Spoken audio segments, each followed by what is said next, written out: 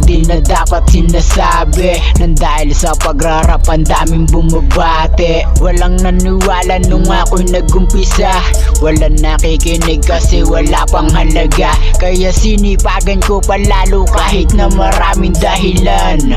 Para sa pangarap gumawa ako ng paraan. Sa wakas nakikilala na lahat ng mga plano ko ay gumagana na.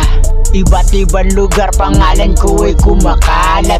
Focus sa sarili kailangan kong iangat. Kung ano ang para sa akin yun ang aking kukuhain. Hindi na ipipilit kung hindi ka para sa akin. Hindi mo naman talaga ako kayang mahalin na bilang tao. Mahal mo lang sa akin kung anong kailangan mo. Paano kung wala ka na sa akin napapala? Respeto mo sa akin ay ganun pa rin ba? Paano kung wala na ako sa iyong halaga?